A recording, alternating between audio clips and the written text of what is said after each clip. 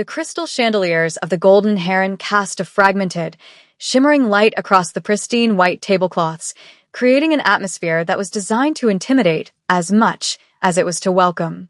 For Minho, a man whose reputation in the city's underbelly was whispered with a mixture of reverence and terror, this opulence was nothing more than a stage set. He sat in a high-backed leather booth near the back of the restaurant, his posture rigid, his dark suit tailored to perfection, concealing the tattoos that marked his allegiance and his history. He checked his watch, a heavy platinum piece that cost more than most people earned in a year, and his jaw tightened. He knew exactly what this was.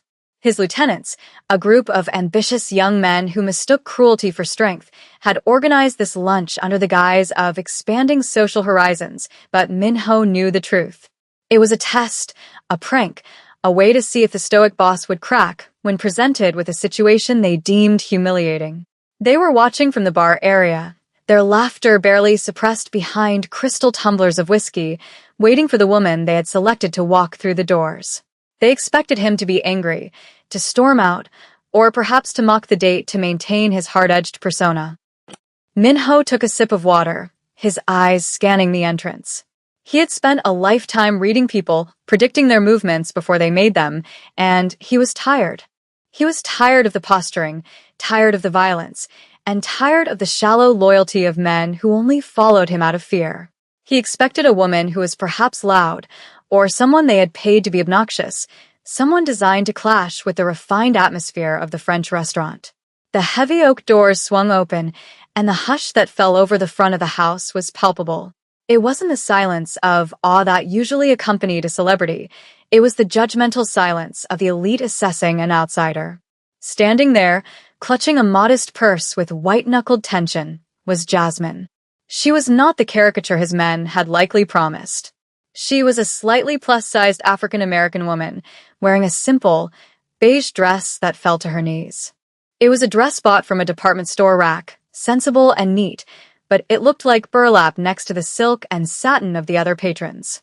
She hesitated at the maitre d's podium, her eyes wide and darting around the room like a deer that had wandered into a wolf's den. From his vantage point, Minho saw not just her appearance, but her spirit. He saw the way she smoothed the fabric of her dress, a nervous tic that betrayed her terrifying anxiety. He saw the way she took a deep breath, steeling herself against the invisible waves of judgment rolling off the nearby tables. His men at the bar were nudging each other, covering their mouths to hide their snickers. They saw a punchline. Minho saw a human being walking into a firing line. He felt a sudden, sharp spike of anger, not at the woman, but at the world that made her feel so small before she had even spoken a word. He watched as the maitre d', a man with a nose so upturned he seemed to be inspecting the ceiling, looked at her reservation name on his tablet with a sneer. Jasmine whispered something, pointing toward Minho's table. The maitre d' sighed, a theatrical gesture of long-suffering patience, and began to lead her through the maze of tables. Minho did not look away. He kept his gaze fixed on her, his face unreadable, waiting to see if she would run or if she would walk the gauntlet. As Jasmine navigated the space between the tables, she felt the weight of 100 eyes pressing against her skin. The restaurant smelled of expensive truffle oil and old money, a scent that made her feel nauseous with insecurity. She had almost canceled this date 3 times that morning. Her friends had told her she was crazy to accept a blind date at such a high-end place, especially one set up through a friend of a friend she barely knew. But there was a part of her, a small, hopeful ember buried deep beneath layers of self-doubt, that wanted to believe in fairy tales. She wanted to believe that maybe, just maybe, she deserved a seat at the table. However, as she passed a table of socialites who fell silent and tracked her movement with critical gazes, that hope began to curdle into shame. She felt too large for the narrow gaps between the chairs. She felt the fabric of her beige dress pulling tight, and she imagined seams bursting, a nightmare scenario playing out in her head. She spotted him then. Minho. He was terrifyingly handsome, with sharp cheekbones and eyes that seemed to hold a darkness she couldn't quite place. He looked like a statue carved from obsidian and ice. Panic flared in her chest. This man was out of her league. He was out of her universe. She slowed her pace, her heart hammering against her ribs like a trapped bird. Surely there was a mistake. He was probably waiting for a model, someone tall and willowy who drank champagne for breakfast. Jasmine looked toward the exit, the instinct to flee nearly overwhelming her legs. But then, Minho did something that stopped the room. He stood up. In the world of fine dining, and in the world of the Mafia, respect was a currency, and standing for a guest was a sign of high honor. The snickering from the bar died down instantly. Minho buttoned his suit jacket with a fluid motion and waited, his eyes locking onto hers. He wasn't looking past her. He was looking at her. Jasmine forced her feet to move, each step feeling like she was wading through molasses. When she finally reached the table, she was breathless, not from exertion, but from the sheer emotional toll of the walk. "Hi," she managed to squeak out, her voice trembling. I'm Jasmine. "I think we're supposed to be having lunch." She braced herself for the rejection, for the look of disappointment, for the excuse that he had an emergency phone call. Instead, Minho nodded, a slight bow of his head that was culturally ingrained but deeply personal in this moment. "I am Minho," he said, his voice a low baritone that seemed to vibrate through the table. "Please sit." He gestured to the chair opposite him. He didn't wait for the waiter to pull it out. He reached over and adjusted the chair for her himself. As she sat, she felt the plush leather swallow her, offering a momentary comfort. She risked a glance at him. "I almost didn't come in," she admitted, the words tumbling out before she could stop them. "I feel a bit." Underdressed, Minho looked at her beige dress, then at the flashy, sequined gowns of the women at the next table. "Elegance is not about the fabric, Jasmine," he said quietly. "It is about the carriage. You hold yourself with more dignity than anyone else in this room." The arrival of the waiter broke the fragile bubble of connection that had started to form. He was a tall, thin man with slicked-back hair and an expression that suggested he had just smelled something unpleasant. He placed the menus on the table with a little more force than necessary, the leather covers slapping against the wood. He turned his body significantly toward Minho, effectively giving Jasmine his shoulder. "Good afternoon, sir," the waiter said, his voice dripping with sycophantic oil.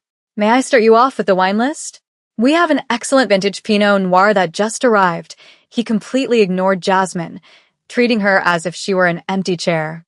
Minho didn't reach for the menu. He sat perfectly still, his eyes narrowing slightly.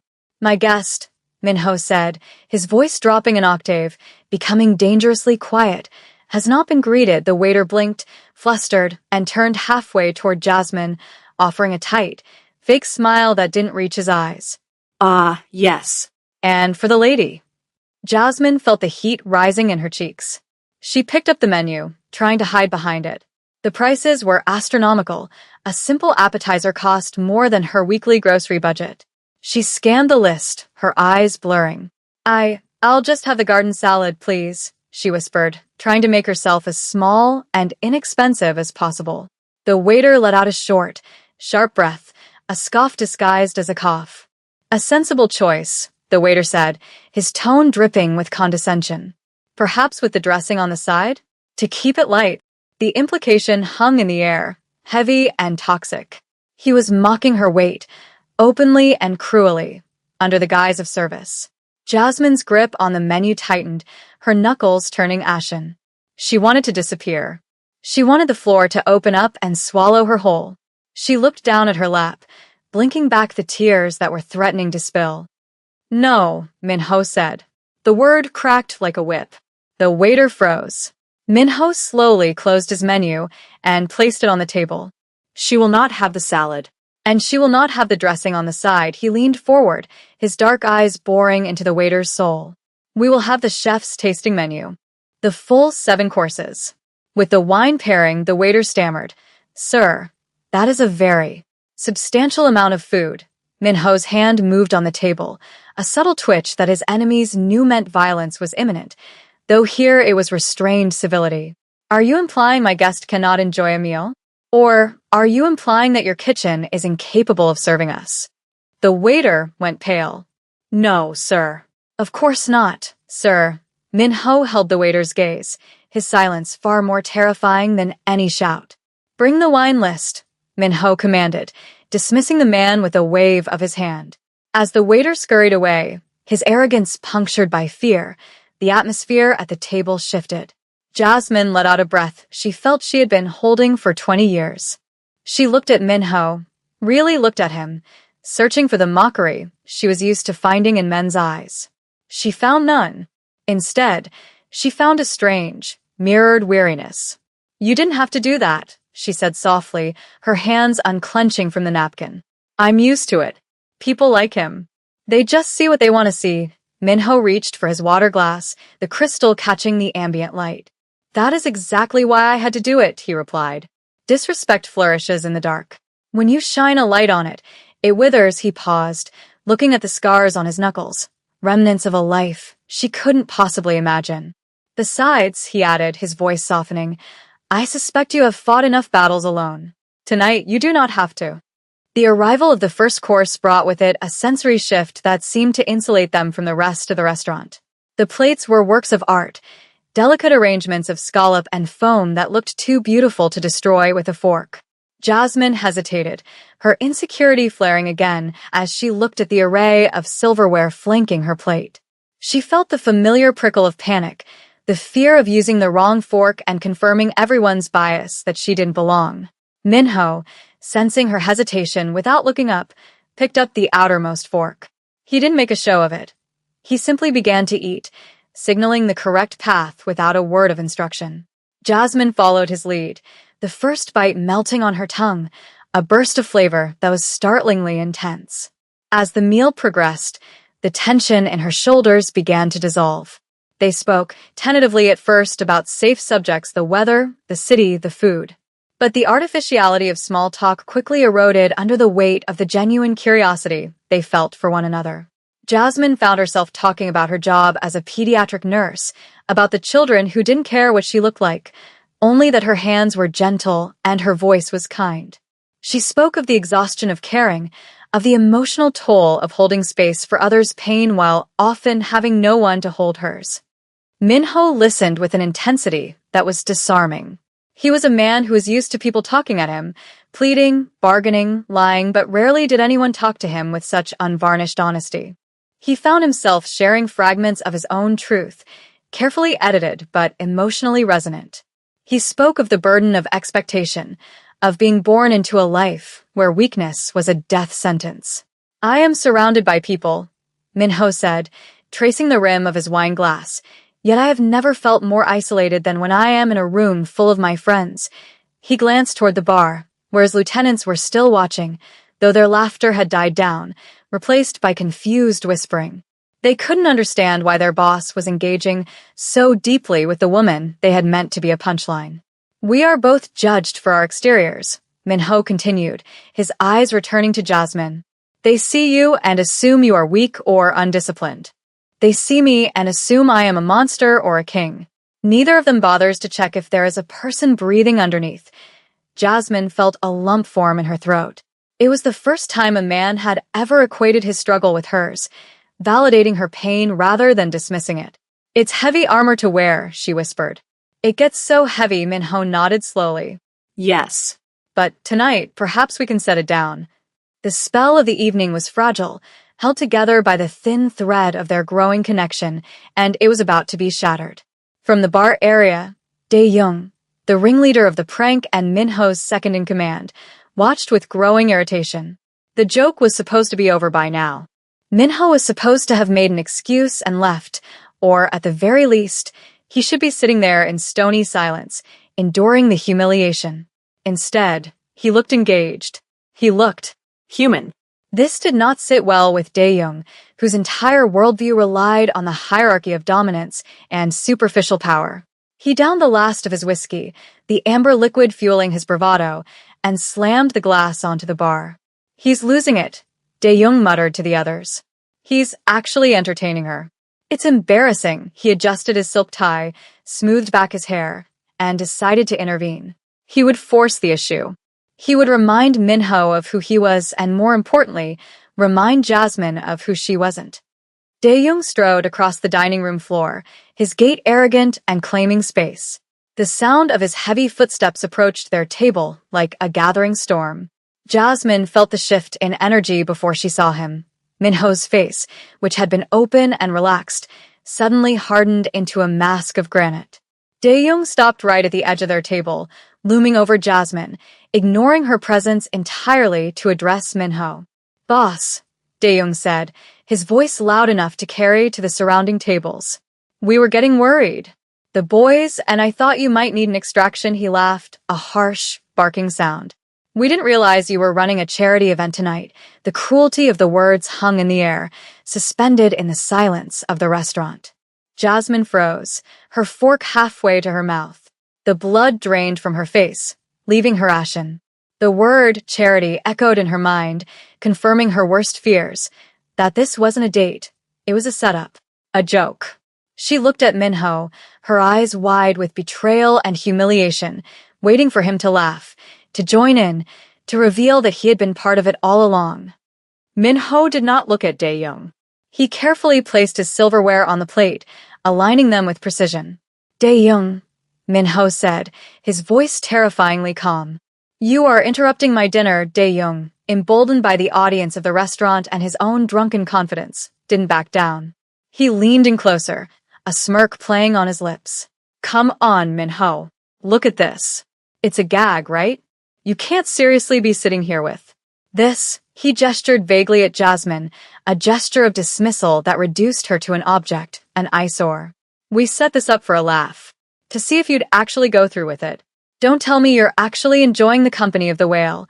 The slur hit Jasmine like a physical blow. She gasped, a small, wounded sound, and pushed her chair back, ready to flee. The tears she had held back earlier now spilled over, hot and stinging. She grabbed her purse, her hands shaking so badly she dropped her napkin on the floor. "Hey, I have to go," she stammered, her voice breaking. "I knew it. I knew I shouldn't have come." "Sit down, Jasmine." Minho's voice wasn't loud, but it possessed a command that froze everyone in a 20-foot radius. He wasn't speaking to her as a subordinate. He was speaking to her as a protector.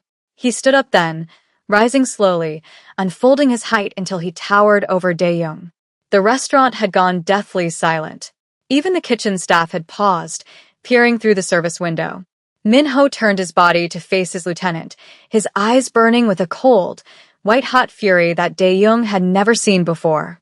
"You speak of size," Minho began, his voice projecting clearly through the room, reaching every diner who had stared, every waiter who had sneered. "You look at this woman, and you see only volume. You see space occupied." He took a step closer to Dae-young, who involuntarily took a step back, the smirk faltering. "I have sat across from her for an hour. Do you know what I have seen?" Minho gestured to Jasmine, who was frozen in her chair, tears streaming down her face. "I have seen a woman who carries the weight of the world with a grace you could never understand. I have seen a woman who faces judgment every single day, judgment from small, empty men like you, and yet she remains kind. She remains soft in a world that tries to harden her." Minho's voice cracked with emotion, a rare display of vulnerability that stunned the room. "You set this up as a joke? You thought it would be funny to put a beast with the boss." Minho laughed, a dry, humorless sound. "You are right. There is a beast at this table. But it is not her." He pointed a finger at Dae-young's chest, poking the expensive silk suit. "It is the man who thinks humiliation is humor. It is the man who thinks beauty is a size." He looked around the room, making eye contact with the socialites and the businessmen who had judged Jasmine earlier. "She is the only real thing in this entire room. Her heart is vast. Yours, Dae-young. Yours is withered. It is microscopic. You are the small one here." Dae-young stood paralyzed, his face burning a deep crimson. The public dressing down dismantled his ego piece by piece. There was no comeback for moral superiority. The silence that followed was heavy, but it was no longer a silence of judgment directed at Jasmine. It was a silence of shame directed at Dae-young and everyone who had silently agreed with him. Minho turned his back on his lieutenant, dismissing him as if he were nothing more than dust. He turned to Jasmine, his expression softening instantly from rage to profound tenderness. He reached into his pocket and pulled out a handkerchief, pristine and white, and offered it to her. I apologize, he said, his voice trembling slightly. I apologize for the company I have kept. I apologize that you were brought here under false pretenses. Jasmine took the handkerchief, her hands still shaking. She looked up at him, and she saw tears in his eyes too. But I am not sorry I met you, Minho continued. In a life filled with lies, you are the most beautiful truth I have ever encountered. Jasmine dabbed at her eyes, her heart swelling with a mixture of pain and incredible relief. The waiter, the one who had been so cruel earlier, approached the table. He looked terrified, his hands wringing together. Sir. Madam, he stammered, his eyes fixed on the floor. The management would like to offer the meal on the house. And? I am deeply sorry, Minho didn't even look at him. We do not need your charity, Minho said, throwing a stack of bills onto the table, far more than the meal cost. We are leaving, he extended his hand to Jasmine. Shall we? It wasn't a command. It was an invitation. Jasmine looked at his hand, the scarred knuckles, the strong fingers. She looked at the door, and then at the people watching them. She realized she didn't care about their judgment anymore. For the first time in her life, the staring eyes didn't feel like spotlights of shame. They felt like an audience witnessing her vindication. She reached out and placed her hand in his. His grip was firm, warm, and incredibly grounding. It was an anchor in the storm.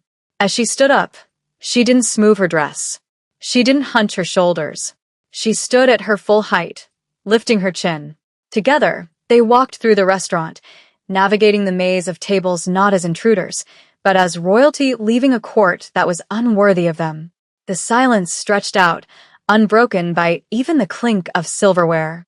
The socialites who had whispered, the businessmen who had sneered, they all looked down at their plates, unable to meet the gaze of the couple passing by. Dae-young was still standing by the table, diminished and small, a man who had tried to wield humiliation as a weapon and found himself cut by the blade of his own cruelty. They passed him without a glance, leaving him in the wreckage of his failed prank. When the heavy oak doors swung shut behind them, cutting off the scent of truffle oil and the stifling atmosphere of the Golden Heron, the cool evening air hit their faces like a benediction. The street outside was bathed in the amber glow of city streetlights, the noise of traffic a welcome, chaotic hum after the suffocating quiet of the restaurant. They walked a few paces away from the entrance before stopping. The valet stepped forward, holding the keys to Minho's sleek black sedan, but Minho shook his head. Not yet, he said softly. He turned to Jasmine, his demeanor shifting from the fierce protector back to the man who was simply trying to figure out his own heart. The adrenaline that had sustained them inside began to ebb, replaced by a raw, vibrating intimacy. Jasmine looked up at him, the streetlights reflecting in her eyes, which were still shimmering with unshed tears. You really meant what you said? She asked, her voice barely a whisper. About seeing me? It was the question of a woman who had been conditioned to believe she was invisible, or worse, an eyesore. Minho reached out, his fingers brushing a stray lock of hair from her forehead with a tenderness that defied his violent reputation. I have never meant anything more, he replied. In my world, Jasmine, everyone wears a mask. They pretend to be brave, they pretend to be loyal. Tonight, you are the only one who is brave enough to be yourself. That is a kind of beauty that makes everything else look cheap. I'm usually the punchline, Jasmine admitted, leaning against the stone railing that lined the sidewalk, looking out at the passing cars. I've spent my whole life trying to shrink, trying to take up less space so people wouldn't be offended by my existence. But tonight, when you stood up, she choked back a sob, a happy one this time. I felt like I was worth defending. Minho moved to stand beside her, looking out at the city skyline. You are worth defending, he said firmly. And you should never shrink. You should expand. You should fill every room you enter, because the world needs more of what you have. He looked at his hands, the scarred knuckles that had delivered so much pain in the past. I have spent my life taking up space through fear.